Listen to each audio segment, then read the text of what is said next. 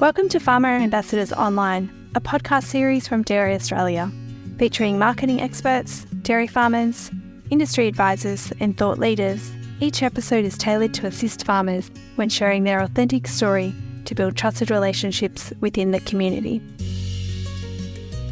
Hello, I'm Jess Phillips, Marketing Engagement Lead at Dairy Australia, and today I'm joined by Kristina Gorgievska, Dietitian and Health Communications Advisor at Dairy Australia.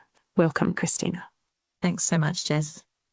In this episode, we'd like to help you address common dairy concerns in a fact-based, empathetic way. Kristina, people often say they can't have dairy, so let's unpack some of the most common concerns you hear. Let's do it. First up, lactose intolerance. Is it as common as people think? It is not, and a lot of times I'll hear people say, I can't have dairy because I'm lactose intolerant. But really, only 1 in 20 Caucasians have lactose intolerance, but some ethnic groups do have higher rates of lactose intolerance.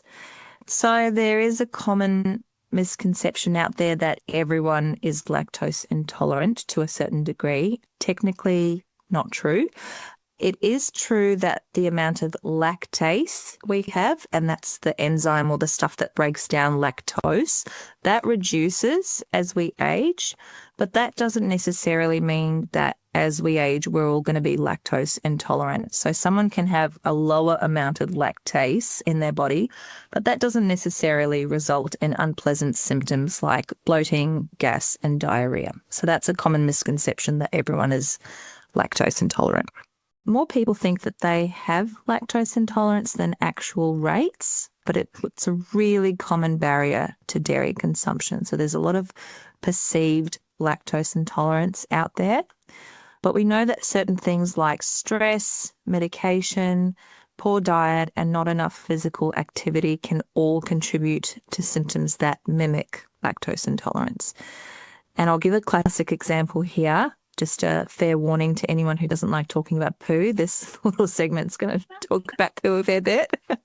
A classic example of someone thinking they have lactose intolerance is when they have their morning latte and then they have to run to the loo straight after. And what's happening there, more likely than not, is that the caffeine and not the dairy is causing them to run to the loo and giving them the runs. So there's a lot of factors, some diet-related, some not diet-related, that can make you think you have lactose intolerance, but it's always important to seek the advice of the health professional and go through the diagnosis process if you think you do have lactose intolerance. Okay, good advice. And how can someone who has been diagnosed with dairy intolerance still enjoy dairy? Whether someone has diagnosed lactose intolerance or even if they just think they have lactose intolerance, they can still consume dairy in some way. So they can opt for low lactose dairy products like hard cheese, that's your Parmesan, your cheddar, your Edam. They can go for yogurt, which is really well tolerated because the bacteria in the yogurt break it down for you. Or you can always go for lactose-free products. They're widely available as well. There are some other strategies that people can put in place, including spreading their dairy intake throughout the day and having little bits at a time, having their dairy as part of a larger meal of many different foods, or if they want to try reintroducing dairy, if they've gone through a period of thinking they have lactose intolerance but they don't and they want to go back to the good stuff, slowly going back to it and reintroducing it a little bit at a time if they want to go back to it. Now let's move to heart health. What's the deal with saturated fat in dairy? So it's no secret that dairy contains saturated fat, which historically has been linked to poor heart health outcomes. We used to think that a diet low in saturated fat, regardless of the source, was the key to managing and preventing heart conditions and high cholesterol. But the science has evolved and we now accept that we eat whole foods, not single nutrients. So no one's sitting down to a plate of saturated fat. The source of the fat, the saturated fat, matters greatly as well. What that means is that the saturated fat that's found in dairy is different to the saturated fat that's in, say, a bowl of chips or pastries or something like that. The reason for this is a concept, something known as the dairy matrix. So this concept shows that the nutrients found in dairy foods don't exist in isolation, but in a complex physical and chemical matrix, and they all interact with each other to produce a different, better effect than if they were on their own. So all that to say that the nutrients and the types of foods that dairy foods contain, they all interact with each other to produce a slightly different effect. As one example that I can give, the calcium that's in dairy foods is thought to interact with the fat, stopping us from absorbing as much of the fat in our gut. I will say one thing though, which is that the current consensus is that regular fat dairy is absolutely okay for the general population. So if you're someone who doesn't have high cholesterol or doesn't have existing heart disease, you can have regular fat dairy if that's your preference. But updated Heart Foundation guidelines, they do say regular fat dairy is okay for healthy people, but if you've got existing high cholesterol or you've got existing heart disease, go for reduced fat dairy to be on the safe side. So regular fat dairy, okay if you're healthy, but if you've got existing things going on, go for reduced fat just to err on the side of caution. Okay, and what about the health conversation? Can you help us with any myth busting that dairy does not cause weight gain? Yes, absolutely. So dairy does not cause weight gain, and in fact, it can help support people who are looking to achieve a healthy weight. And so dairy, if you think about it, it kind of makes sense that no one single food will lead to weight gain. It's more about the overall dietary pattern. And dairy, whether it's regular fat or reduced fat, does not contribute to weight gain, and that's supported by the science. Dairy also contains really high quality protein, which helps with things like satiety or the feeling of feeling full. It can help you build and maintain muscle mass, which is really important for helping you achieve a healthy weight, because the more muscle you have, the higher your metabolism is. And a high protein diet is really a hallmark of weight management. So dairy can be a really great tool in the toolkit for that.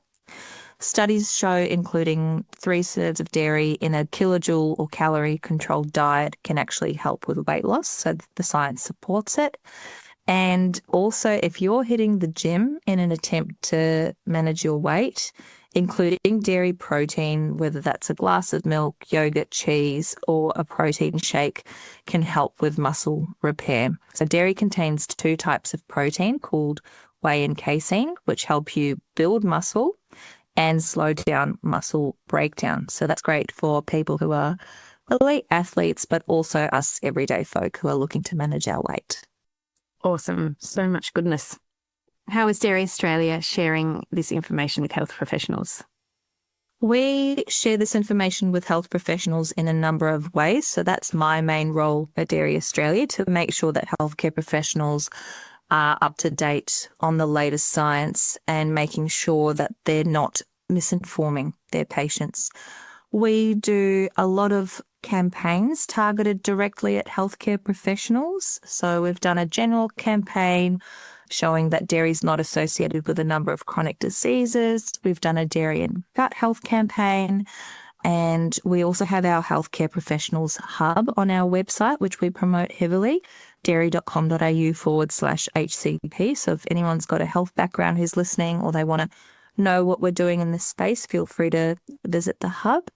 We also attend conferences and events, which I did just this weekend past, to help GPs, dietitians and other health professionals stay up to date, but also foster those one-on-one relationships with them, which is really important as well. Okay. What are 2 facts that farmers can use when somebody brings up digestion or fat concerns?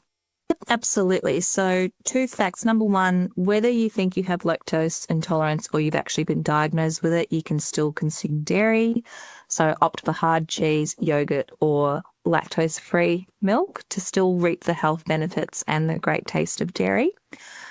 And dairy is not associated with heart or weight issues, and you can feel confident in recommending it because studies show it can help with achieving a healthy weight and reduce your risk of developing heart disease. Fantastic. I think that's all for today. Thank you for listening. We hope you found this episode valuable. For further information, please visit dairy.com.au/health. And as always, feel free to reach out to me directly at jess.phillips@dairyaustralia.com.au. Thank you for joining Farmer Ambassadors Online. We hope you found this episode valuable when promoting Australian dairy. Check out the episode notes for more information, or to get in touch, visit dairyaustralia.com.au. Until next time, take care.